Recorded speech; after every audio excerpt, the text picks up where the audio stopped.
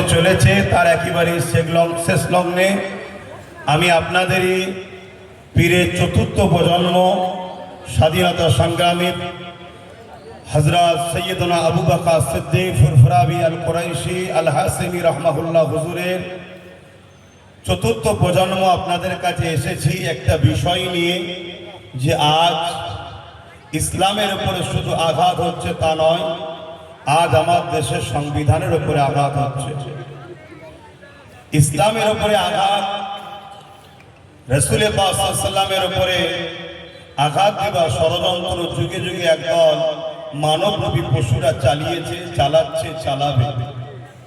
মনে রাখবেন হযরত প্রফেট মুহাম্মদ রাসূলুল্লাহ, সকলে বলুন সাল্লাল্লাহু আলাইহি ওয়াসাল্লাম, এমন একটা বড় ব্যাপার যেখানে পৌঁছানো তো দূরের কথা, তেনার জুতা মোবারককে নিয়েও কখনো কেউ অপমান অবদস্ত করতে পারবে না। কেন তেনার জুতা মোবারকের ধুলো তো আর ধন্য হয়েছে, বলুন আলহামদুলিল্লাহ। কিন্তু আমাদের দুঃখ লাগছে, গত কয়েকদিন আগে ভারতবর্ষে, যে ভারতবর্ষ পৃথিবীর মানচিত্রে একটা সম্প্রীতির ভারত, ভ্রাতৃত্বের ভারত, ঐক্যের ভারত, একটা নজির হাজার হাজার বছর ধরে করে আসছে, সেই ভারতবর্ষে দেখা যাচ্ছে উত্তরপ্রদেশের কানপুরে একটা যুবক ছেলে, এর আগে আলোচনা হয়েছে, আমি একটু টাচ করছি, আই লাভ মুহাম্মদ সাল্লাল্লাহু আলাইহি সাল্লাম লিখার দরুন তার উপরে এফআইআর হয়েছে, বন্দী হয়েছে। এবং এটাকে নিয়ে যখন এলাকার মানুষ এটা প্রোটেস্ট করেছে যে সংবিধানের আর্টিকেল 25-এর মধ্যে যখন রয়েছে 25 নম্বর ধারাতে মানুষ তার ধর্ম, মানুষ তার ধর্ম প্রচার, মানুষের ধর্ম প্রেম, সেটা তার স্বাধীনতা, রাষ্ট্র দেশ তার বিরুদ্ধে হস্তক্ষেপ করবে না। মনে থাকবে সংবিধানের 25 নম্বর ধারাতে আছে, কেউ যদি মনে করে খুঁটিটা আমার বিশ্বাস, তাও করতে পারে। কেউ যদি মনে করে এই দেয়ালটা আমার প্রভু, সেটা তার কাছে, কারো ঢোকার ক্ষমতা না, এটা দেশ সংবিধান তাকে রাইট দিয়েছে। কেউ যদি মনে করে আমি কোনো শরীরে কাপড় রাখবো না, উলঙ্গ থাকবো, এটাই আমার ভালো লাগছে, ওটাও তার বিশ্বাস, তার আস্থা, দেশ তাকে রাইট দিয়েছে, কেউ রুখতে পারবে না। ঠিক তেমনই আমরা ইসলাম ধর্মের অনুসারী, আমাদের প্রফেট হযরত মুহাম্মদ রাসূলুল্লাহ সাল্লাল্লাহু আলাইহি ওয়াসাল্লামের উপরে আমরা কিভাবে ভালোবাসবো, কিভাবে তাকে মেনে চলবো কোরআন সুন্নাহ অনুযায়ী, সেটার উপরও হস্তক্ষেপ করার দেশের বা কারোর অধিকার নেই, এটা সংবিধান আমাদেরকে রাইট দিয়েছে। কিন্তু দেখা যাচ্ছে যে থেকে কেন্দ্রে বিজেপি সরকার এসেছে, বারবার ইসলামের একটা মাসলার উপরে, একটা বিষয়ের উপরে হস্তক্ষেপ করে যাচ্ছে। আজকে আমরা দেখলাম কি আই লাভ মুহাম্মদ রাসূল সাল্লাল্লাহু আলাইহি ওয়াসাল্লাম লিখার দরুন তাদের উপরে জুলুম হলো, এবং এটা প্রোটেস্ট করার জন্য তাদের উপরে প্রশাসন নামিয়ে তাদেরকে টর্চার করা হলো, জেল বন্দি করা হলো। আমি এই সাধারণ মানুষগুলোকে জিজ্ঞেস করতে চাইছি, আই লাভ মুহাম্মদ সাল্লাল্লাহু আলাইহি ওয়াসাল্লাম বলাটা কি অপরাধ? কেউ হিন্দু ভাই, সে যদি তার ধর্মগুরুকে বলে আই লাভ অমুক, কেউ খ্রিস্টান ভাই আই লাভ অমুক, কেউ পারস্য ভাই আই লাভ অমুক, কেউ কি বলে দলিত ভাই আই লাভ অমুক, কেউ মতুয়া ভাই, সে তার যদি ধর্মগুরুকে বলে আমি ভালোবাসি, এটা যেমন অপরাধ নয়, ইসলাম যারা মানে তারা যদি বলে আমি রাসূলকে ভালোবাসি, এটাও তো অপরাধ নয়। কিন্তু দুঃখের বিষয়, আমরা বড় ভুল করেছি। স্বাধীনতার ৭৯ বছর হয়ে যাওয়ার পরও আমার কওমের মাথায় এই ব্রেনটা এখনো আসছে না যে আজ আমাদেরকে রাষ্ট্রীয়ভাবে মিটাবার একটা পরিকল্পনা চলছে। আজ আমাদের ইসলামকে রাষ্ট্রীয়ভাবে মিটাবার একটা পরিকল্পনা চলছে, যেমন আমেরিকাতে চালিয়েছে, যেমন ব্রিটেনে চালিয়েছে, যেমন ব্রাজিলে চালিয়েছে, যেমন ফ্রান্সে চালিয়েছে। ইসলামকে মিটাও, প্রফেট মুহাম্মদ রাসূলকে মিটাও, মুহাম্মদ রাসূলের বিরুদ্ধে নোংরা ফিল্ম তৈরি করো, মানুষের কাছে মিডিয়ার মাধ্যমে মিথ্যা প্রচার ছড়াও। এর কারণ একটাই, যারা আমার রাসূলের বিরোধী করে তাদেরকে দেখুন, আর মুহাম্মদ রাসূলের লাইফটাকে দেখুন। মোহাম্মদ রসুল তো ইনসাফের নাম, মোহাম্মদ রসুল তো ইনসানিয়াতের নাম, মোহাম্মদ রসুল তো ভালোবাসার নাম, মোহাম্মদ রসুল তো ঐক্যের নাম, মোহাম্মদ রসুল তো ক্ষুধার্ত মানুষকে খানা খাওয়াবার নাম, মোহাম্মদ রসুল তো পিপাসিত মানুষের পিপাসা মিটাবার নাম, মোহাম্মদ রসুল তো গরিবের হক দিবার নাম, মোহাম্মদ রসুল তো কৃষকের গায়ের ঘাম শুকাবার আগে তার পারিশ্রম মিটিয়ে দিবার নাম, মোহাম্মদ রসুল তো দেশের সার্বভৌমত্বকে নিরাপদে রাখার নাম, মোহাম্মদ রসুল তো যে কোনো ধর্মের মানুষ হোক না কেন মানুষ মানুষকে ভালোবাসবে, মানুষ মানুষের সাথে দাঁড়াবে। সে হিন্দু হতে পারে, আদিবাসী হতে পারে, সাঁওতাল হতে পারে, দলিত হতে পারে, খ্রিস্টান হতে পারে, শিখ হতে পারে। কোন মানুষ যখন বিপদে পড়বে মোহাম্মদ রসুল এই মানবতায় শিখিয়েছে তার পাশে দাঁড়াও, তাকে সাহায্য করো, তাকে পিয়ার করো, তাকে তার পাশে দাঁড়িয়ে তার বিপদ মুক্ত করো। মোহাম্মদ রসুল তো ন্যায়ের নাম, ইনসাফের নাম, সাম্যের নাম, শান্তির নাম, অধিকারের নাম। মোহাম্মদ রসুল তো দুর্নীতি মুক্ত সমাজ গড়ার নাম, মোহাম্মদ রসুল তো নেশার হাত থেকে যুব সমাজকে বাঁচাবার নাম, মোহাম্মদ রসুল তো নারীদের অধিকার দিবার নাম, মোহাম্মদ রসুল তো গরিবদের অধিকার দিবার নাম, মোহাম্মদ রসুল তো এতিমের অধিকার দিবার নাম, মোহাম্মদ রসুল তো বিধবার মর্যাদা দিবার নাম, মোহাম্মদ রসুল তো মা বাবার পায়ের তলায় জান্নাত দিবার নাম, মোহাম্মদ রসুল তো দেশের সার্বভৌমত্ব নিরাপদ রেখে, দেশের আইন ব্যবস্থা সুন্দর রেখে, দেশের মধ্যে গাদ্দারদের ঘরে দেশ থেকে বিতাড়িত করে দেশের সর্বশ্রেণীর, সর্বজাতির, সর্বস্তরের মানুষকে একাত্মতার বাঁধনে বেঁধে মদিনাকে নিরাপদ করার নাম মোহাম্মদ রসুল। সেই নবীর আদর্শ যার কাছে আছে সে দেশকে ভালোবাসবে, সেই নবীর আদর্শ যার কাছে আছে সে গরিবকে ভালোবাসবে, সেই নবীর আদর্শ যার কাছে আছে সে হিন্দুকে ভালোবাসবে, দলিতকে ভালোবাসবে, আদিবাসীকে ভালোবাসবে, মুদ্রকে ভালোবাসবে। আজকের জালিম, আজকের ফেরাউন, আজকের নমরুদ, আজকের আবু জেহেল, আজকের উতবা, আজকের সাইবারা দেখছে মোহাম্মদ রসুল যদি না থাকে, মোহাম্মদ রসুলকে যদি ব্যান্ড না করা যায়, মোহাম্মদ রসুলকে যদি ভুলানো না যায়, তাহলে আমাদের জুলুম খতম হবে, আমাদের অন্যায় খতম হবে, আমাদের অত্যাচার খতম হবে। কেন মোহাম্মদ রসুল শিখিয়েছে নিজের জীবন দিয়ে হলো অন্যায়কে মিটিয়ে ন্যায়কে প্রতিষ্ঠিত করো। এর নাম হলো মুহাম্মাদুর রাসূল।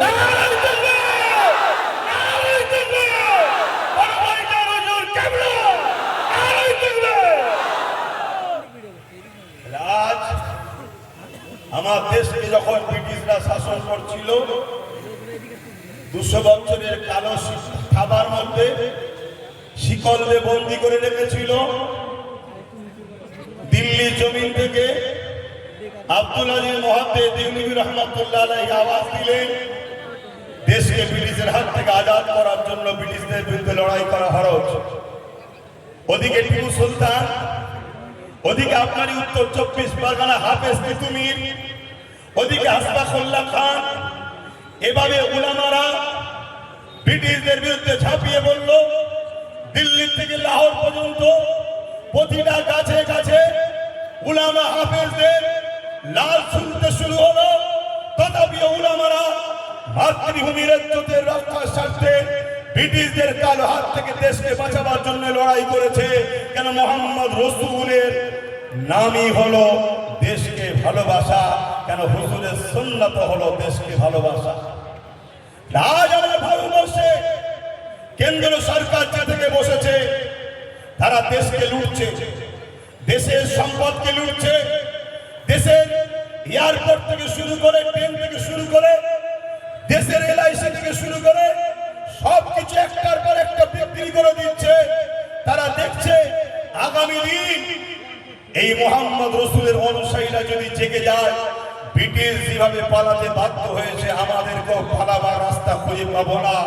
অলরেডি বাংলাদেশ, নেপাল বিভিন্ন জায়গায় পালাবার রাস্তা পাচ্ছে না। এজন্য তারা ভাবছে এমন কিছু ইস্যু তৈরি করো যে ইস্যুতে মুসলমানরা গরম হবে, মুসলমানরা রেগে যাবে, রাস্তায় নামবে, আন্দোলন করবে। আমরা তাদের উপরে লাঠি চালিয়ে তাদেরকে মেরে তাদেরকে ঘাবড়ে দেবো। কিন্তু মনে রাখবে এই পরিকল্পনা তো বদরত আবু জেহেল করেছিল যে মাত্র 313 জন এই সুযোগে এদেরকে মিটিয়ে দাও। মনে রাখবে, তোমার হাতে প্রশাসন থাকতে পারে, তোমার হাতে রাজ ক্ষমতা থাকতে পারে, তোমার হাতে বোম বন্দুক থাকতে পারে, তোমার হাতে পাওয়ার থাকতে পারে, আমাদের কিছু নাই ঠিকই, কিন্তু আমাদের মধ্যে এমন একটা পাওয়ার আছে যার নাম ঈমান। এই ঈমানের কাছে পৃথিবীর কোন জালিম, কোন স্বৈরাচারী, কোন অত্যাচারী কোনদিন টিকতে পারে না। ইতিহাস খুলে দেখো, চেঙ্গিস খান 1 কোটি মুসলমানকে মেরেছে, 1 লক্ষ উলামাকে মেরেছে। হালাকু খান মুসলমানদের মাথার খুলি নিয়ে বড় বড় রাজপ্রাসাদ তৈরি করেছে। ইতিহাস খুলে দেখো, এজিদ কি অত্যাচার করেছে। তথাপিও শত শেষ রেজাল্টটা দেখো, বিজয় কিন্তু ইনসাফ পরায়ণ, ন্যায় পরায়ণ মুহাম্মদ রাসূলের গোলামদের জন্যই বিজয় লিখা রয়েছে।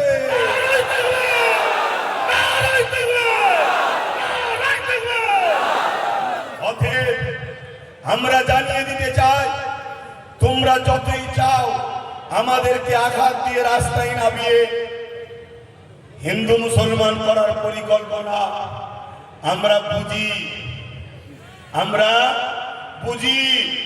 আমরা জানিয়ে দিই, এ ভারতবর্ষের মাটি, হিন্দু সমাজের ভাই, তারাও আমাদেরকে ভালোবাসে, আমরাও তাদেরকে ভালোবাসি। তাই আমাদের ভাইদেরকেও বলবো, এদের খপ্পরে পা না দিয়ে আন্দোলন করতে হবে। আন্দোলনটা যেন জালিমদের বিরুদ্ধে হয়, অন্য কোন ধর্ম, বর্ণ, জাতির, ভাষার বিরুদ্ধে যেন না হয়, এটা মাথায় রাখতে হবে। দ্বিতীয় নম্বর, আপনাদেরকে বলে দিই, আমাদের ধর্ম এই ফটো ধর্ম নয়, আমাদের ধর্ম ব্যানারের ধর্ম নয়, আমাদের ধর্ম ওই বাইকের সামনে আই লাভ মোহাম্মদ সাল্লাল্লাহু লিখে চিপকে দিবার ধর্ম নয়, আমাদের ধর্ম দেয়ালে চিপকে দিবার কাগজের ধর্ম নয়। আপনি ভালোবেসে ব্যানার করেছেন, ওই ব্যানারের যদি যত্ন না করতে পারেন, আপনি কিন্তু আসামির কাঠগড়ায় দাঁড়াবেন, কারণ ওই ব্যানারে হযরত প্রফেট মুহাম্মদ রাসূলের নাম আছে। আমরা দেখেছি ট্রেনে বিভিন্ন নেতাদের নাম পড়ে থাকে, বিভিন্ন নেতার ছবি পড়ে থাকে। আমার প্রফেট মুহাম্মদ সাল্লাল্লাহু আলাইহি সাল্লামের ফটো তোলার ক্ষমতা সূর্যেরও ছিল না, আমার নবী পাক সাল্লাল্লাহু আলাইহি সাল্লামের ফটো তোলার ক্ষমতা চাঁদেরও ছিল না। আমার নবীর গায়ে যখন সূর্যের আলো পড়তো, কোনো ছায়া পড়তো না, কেন সূর্য তৈরি হয়েছে মুহাম্মদ রাসূলের নূরের অংশ থেকে তৈরি হয়েছে। বলুন আল্লাহু আকবার। আপনি জানেন কি জানি না, হযরত প্রফেট মুহাম্মদ রাসূলুল্লাহ সাল্লাল্লাহু আলাইহি সাল্লাম, আশা করছি জানেন, হযরত আলীর আসরের নামাজ কাজা হয়ে যাচ্ছিল, উংলির ইশারা করেছিল, ডুবা সূর্য হযরত মুহাম্মদ রাসূলুল্লাহ সাল্লাল্লাহু আলাইহি সাল্লামের কথায় আবার দ্বিতীয়বার ফিরে এসেছিল, হযরত আলী আসরের নামাজ পড়েছিল।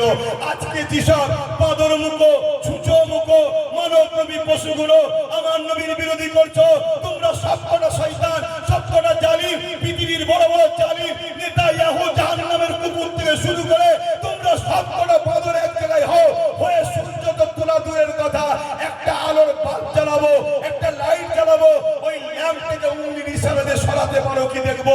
তোমরা কেন সবে কিয়ামত পর্যন্ত কেউ পারবে না, কিন্তু মুহাম্মদ সাল্লাল্লাহু আলাইহি ওয়াসাল্লাম আকাশের চাঁদকে ইশারা করেছে, সঙ্গে সঙ্গে চাঁদ নিজেকে দুটুকরো করে দিয়ে এক টুকরো আবু কুবাইস পাহাড় এইদিকে আর এক টুকরো একদিকে।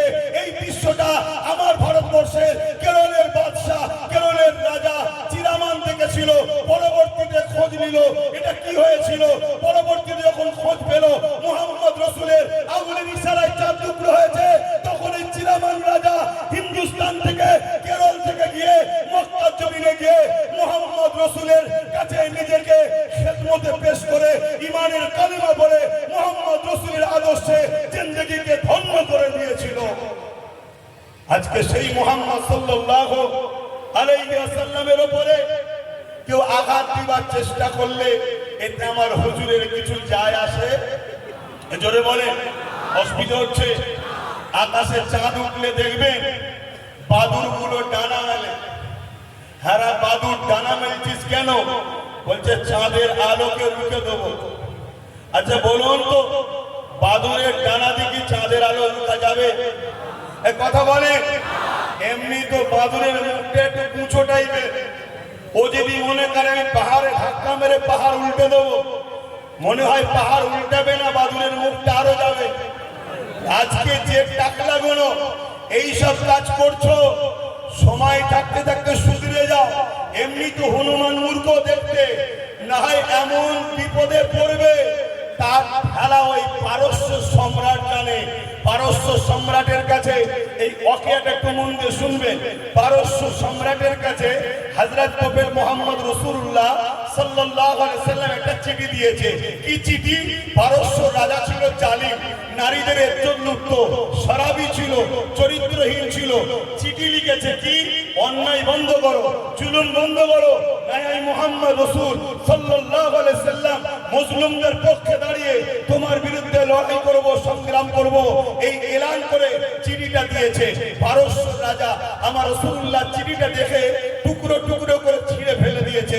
যিনি চিঠি নিয়ে গিয়েছিলেন উনি এসে আমার রাসূলকে বলছেন, হুজুর আমার বড় দুঃখ লাগলো, নাজ্জাশী বাদশা চিঠি লিয়েছে, মানবে কি না মানবে তার ব্যাপার, কিন্তু ছিঁড়ে দেয়নি।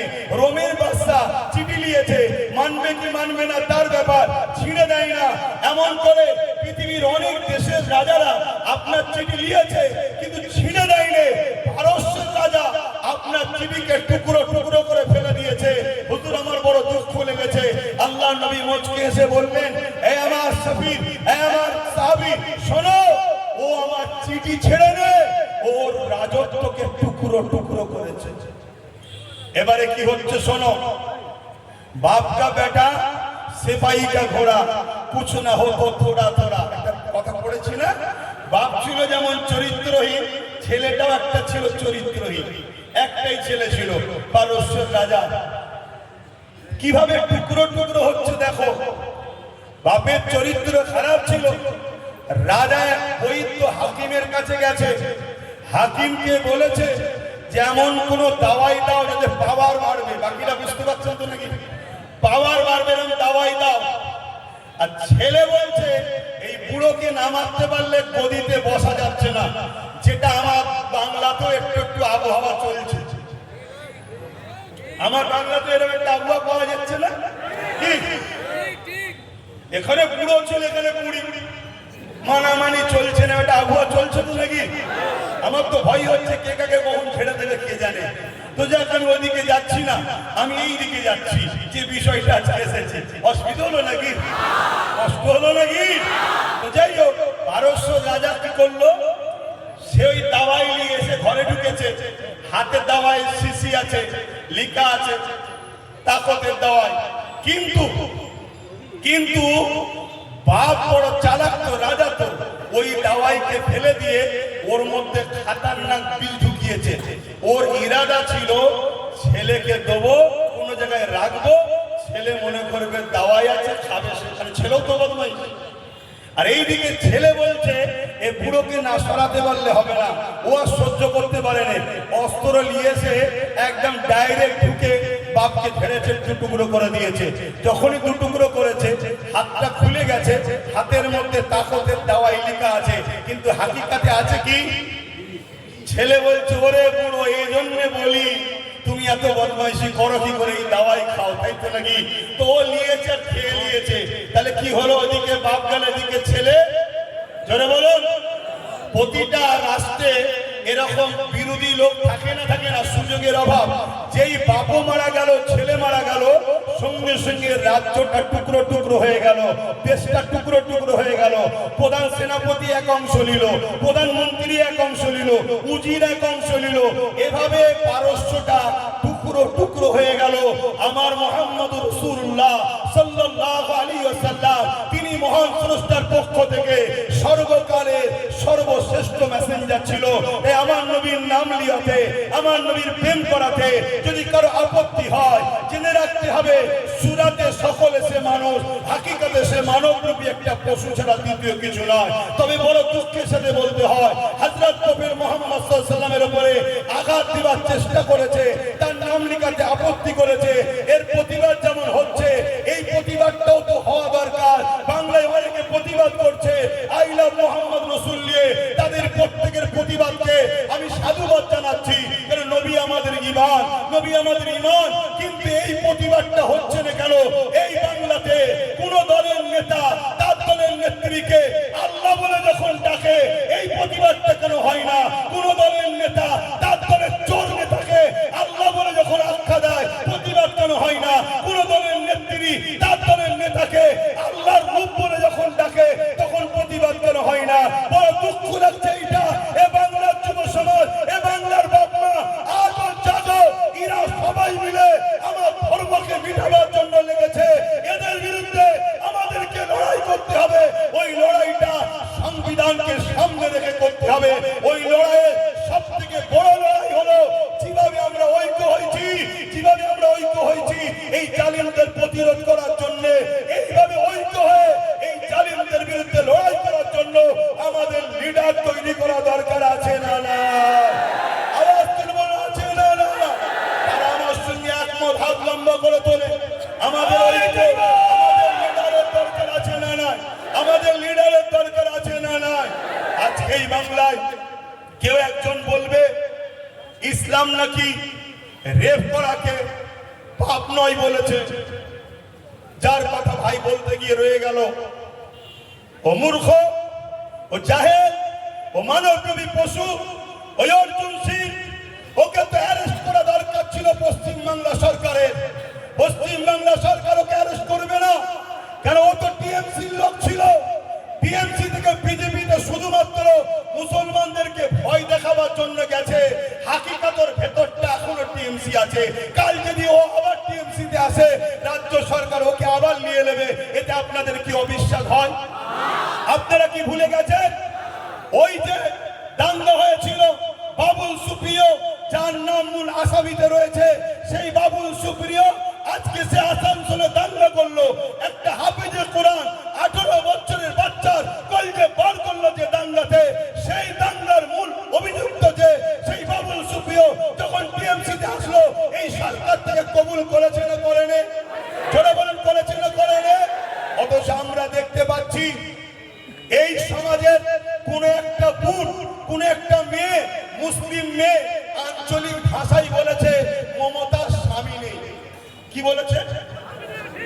মমতার আঞ্চলিক ভাষায় স্বামীকে কি বলে? বলুন বলুন।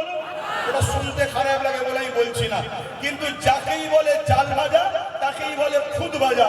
তো ও বলেছে মমতার স্বামী নেই। এই কথাটা কোনো ভুল কি? আমরাও তো জানি স্বামী নেই। এই কথা তরুণ কেস হলো, তাকে বন্দি করলো। যে বেঈমান মালাউনটা ওই মুসলিম মেয়েটাকে কেস করেছে, ওই বেঈমান মালাউন জাহান্নামের কুকুরটা আজকে অর্জুন সিং এর বিরুদ্ধে কেস করবে কি? জোরে বলুন, করবে কি না? এরা একই বৃন্দে দুইটি কুসুম, জোড়া ফুটা সিঙ্গেল ফুল। এরা দুজনে মিলেমিশে আছে। আমার কথা কি খারাপ লাগছে নাকি? আজকে উত্তরপ্রদেশের নিয়ে প্রতিবাদ করছো, আজকে গাজার নিয়ে কলকাতায় প্রতিবাদ করছো। ভালো জিনিস করো, কিন্তু এই বাংলায় যখন মানুষের ঘর ভাঙা হয়, ইফতারকে ফেলে দেওয়া হয়, কল তুলে দেওয়া হয়, কেস দেওয়া হয়, মিথ্যা মামলা দেওয়া হয়, গেজার কেস দেওয়া হয়, তার বিরুদ্ধে আন্দোলনটা কবে করবে? তুমি দূরের আন্দোলন করতে পারছো। উত্তরপ্রদেশে আইলাম মোহাম্মদ রসুল লিখাতে মেরেছে, পিটেছে, আন্দোলন করছো, করছি, ভালো কথা। কিন্তু এই বাংলায় যখন কেউ বলে কোরআন মিটে যাবে, শেষ হয়ে যাবার, উন্নতি মিটবে না, তার আন্দোলনটা কবে হবে? এই বাংলায় যখন কেউ কাউকে বলবে যে অমুক আমাদের আল্লাহ, খুলে বলছি, খুলে খুলে বলছি, বলবো? এই বলবো? খুলে বলবো না রেখে বলবো? তারা তারা শুনতে চান, হাত তুলে বলো। এই বাংলার নির্মল মাঝি বলে একটা এমএলএ আছে। সেই এমএলএ মমতা ব্যানার্জিকে বলছে আমাদের আল্লাহ। এর প্রতিবাদটা উলামারা করেছে, এর প্রতিবাদটা করেছে। কেন করলেন না? কেন করলেন না? এই প্রতিবাদের দরকার আছে না নাই? এক সপ্তাহ 1.5 সপ্তাহের মধ্যে আপনাদের এই উত্তর 24 পরগনা এর বিরুদ্ধে প্রতিবাদ হবে। ব্যানার তৈরি করে আপনারা যেতে রাজি আছেন? রাজি আছেন? আল্লাহকে ভালোবাসো, মনে রেখে দিও। আমাদেরকে মিটাতে চেয়েছে অনেকে, আমার আল্লাহ আমাদেরকে বাঁচিয়েছে। যখনই কোনো নতুন প্ল্যান করে খোদার পক্ষ থেকে এমন ভয়ানক দুর্যোগ হয়, সেই দুর্যোগ থেকে মানুষ দিশেহারা হয়ে যায়। আল্লাহ আমাদেরকে এখনো বাঁচাচ্ছে। তাই বলবো, তোমাকে আমার পছন্দ কি জানি না, কিন্তু আমি কিছু ভুল বলছি? গত 2-3 দিন আগে সম্ভবত মুর্শিদাবাদে কোন একজন মহিলা আরেকজন ভিডিওটা দেখেছেন? জোরে বলুন দেখেছেন? তোরা রাজনীতি করছিস করগে যা, আমার ধর্মের উপরে বারবার আঘাত দিবি কেন? কেন আমার আল্লাহকে নিয়ে টানা হবে? কেন আমার রসুলকে নিয়ে টানা হবে? কেন আমার কোরআনকে নিয়ে টানা হবে? কেন আমার দিনকে নিয়ে টানা হবে? যেখানে সংবিধান বলছে কারো ধর্মের উপরে আঘাত দিও না, তোমরা বারবার আমার আল্লাহকে, আমার রসুলকে, আমার দিনকে টার্গেট করছো কেন? ওরা দেখছে মুসলমানদের হাতে তো কোনো পাওয়ার নেই, মুসলমানদের বলার কোনো লিডার নেই, মুসলমানদের বলার কোনো লোক নেই, এই জন্য ওরা আমাদেরকে টার্গেট করেছে। যেভাবে ভিড় তৈরি করে এদের বিরুদ্ধে আন্দোলন করছি, ঠিক এইভাবে আমাদেরকে অঙ্গীকার করতে হবে আমরা নিজেদের লিডার বানাবো, নিজেদের নেতা বানাবো, নিজেদের পক্ষ থেকে এবং অন্য সমাজের গরিব মানুষ যারা আমার ধর্মের পক্ষে যদি নাও বলে, কমসে কম বিরোধী যেন না করে, এমন লোককে আমরা সাথ দিয়ে আগামী দিন তাদের দ্বারা আইনত ব্যবস্থা এদের দ্বারা লব। এই ঐক্য হওয়া দরকার আছে না? না গর্বন আছে না? না। আজকে এই মাঠে আমাদেরকে কেন আসতে হবে? কেন আপনাদেরকে কাজ কাম করে এখানে এসে বসতে হবে? কেন আমাকে ফুরফুরা শরীফ থেকে গাড়ির পয়সা খরচ করে প্রোগ্রাম তৈরি করে আপনাদের সামনে চিল্লাতে হবে? আমাদের 44 জন না কতজন লোক রয়েছে আমাদের, কই তারা কি কেস করছে? কথা বলো, তারা কি বিধানসভায় গিয়ে চিল্লাচ্ছে? সেন্টারেও তো আমাদের কিছু কিছু রয়েছে, এক দুজন ছাড়া বাকি কাউকে শোনা যাচ্ছে? ভাবন মাথায় ঢুকান। আজ আমাদের সমাজের বুকে যে বাচ্চাটা এতিম হয় তাকে সবাই অবহেলা করে, অর্থাৎ যার গার্জেন থাকে না তাকে সবাই অপমান অপদস্থ করে। আমি একটা ছোট্ট অঙ্গীকার আপনাদের কাছে নেব, একটু সত্য করে বলুন, আমি যে কথাগুলো বললাম আমার কি বক্তব্য দেওয়া কি ভুল হলো? আপনাদের কি বুঝানো ভুল হচ্ছে? হাত সবাই তুলে বলুন, যারা আমার পক্ষে হাত তুলুন, যারা আমার পক্ষে হাত তুলুন। আমার বক্তব্যের পক্ষে তো আপনারা, আমার বক্তব্যের পক্ষে তো আপনারা। তাহলে আজ একটা অঙ্গীকার নেব। আর একটা বিষয় ছিল ওয়াকাফ, কিন্তু সময়ের দিকে খেয়াল করে ওটার বলতে পারছি না। কিন্তু ওয়াকাফ ইসলামের পেহচান, ওয়াকাফ যদি চলে যায় ইসলাম চলে গেল মনে রাখতে পারেন। কেন মসজিদ যাবে, মাদ্রাসা যাবে, কবরস্থান যাবে। আমি আপনাদেরকে জানতে চাইছি, একটু আওয়াজ তুলে বলবেন, হিন্দু ভাই, দলিত ভাই, আদিবাসী ভাই, সাঁওতাল ভাই, খ্রিস্টান ভাই, যারা ভারতীয়, এরা আমাদের ভাই হ্যাঁ কি না? এরা আমাদের ভাই বোন হ্যাঁ কি না? এদের সঙ্গে আমাদের কোনো হিংসা আছে, কোনো রাগ আছে, কোনো বিদ্বেষ আছে? আমি আপনাদেরকে বলে যাচ্ছি, এদের সঙ্গে বন্ধুত্ব করুন, ব্যবসা করুন, কারবার করুন, উঠা বসা করুন, লেনদেন করুন, এদের সঙ্গে রাজনীতিও করুন, ততদিন পর্যন্ত যদি এদের মধ্যে থেকে কেউ আমার দ্বীনের বিরুদ্ধে, ইসলামের বিরুদ্ধে না বলে, ততদিন পর্যন্ত। যখনই বলবে তখন বলতে হবে, ভাই তুমি আমার ভালোবাসায় আঘাত দিয়েছো, আমি তোমার ভালোবাসায় আঘাত দিলে তুমি কি মেনে নিতে? আমি যদি তোমার ধর্মগুরুকে বলতাম তুমি মেনে নিতে? তাই তোমাকে আমার পছন্দ নয়, আর তোমার জন্য আমি অন্য তোমার ধর্মের অন্য লোককেও খারাপ বলবো না, কিন্তু তোমার সঙ্গে আমি আর নাই। এই কথায় আপনারা কি একমত হতে পারছেন? হাত তুলে সাক্ষী দেবেন, একমত হতে পারছেন? আর একটা শেষ কথা, আগামী দিন এই ওয়াকাফ বাঁচাবার জন্য এবং ভারতবর্ষের সংবিধানকে বাঁচাবার জন্য, দেশের জন্য, দেশবাসীর জন্য আগামী দিন যদি আমি আব্বাস সিদ্দিকী আপনাদের ঘরে নিয়ে কলিকাতার ব্রিগেডে ডাকি, গাটের পয়সা খরচ করে আমার ডাকে যেতে কি রাজি আছে?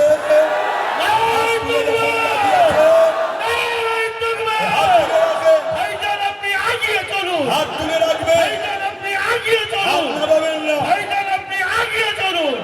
হাত নামাবেন না, হাতটা তুলে রাখেন। একটু দেখবেন ডায়ে বায়ে কেউ হাত তুলতে বাকি আছে কিনা। ভাই কেন দেখতে বললাম? ভাই কেন দেখতে বললাম? তার সাথে ঝগড়া করবো? না না, ঝগড়া নয়, ঝগড়া ইসলাম শেখায়নি। আমরা শুধু চিনে নেব, এ আমাদের নয়, এ সংবিধানের নয়, এ মানবতার নয়, এই ইনসাফের জন্য নয়, এই ইনসানিয়তের জন্য নয়, অতএব তার সাথে আমরাও নাই। ঠিক না বেটি? হাত নামান। আমার কথাতে কেউ কষ্ট পেলে, কেউ পেলেন তো যান। আমি সময়ের দিকে খেয়াল করে এখানে সংক্ষিপ্ত করছি।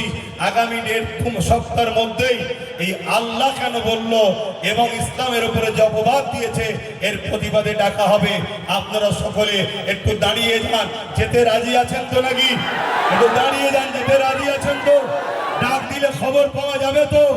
হাত তুলে স্লোগান দেন, না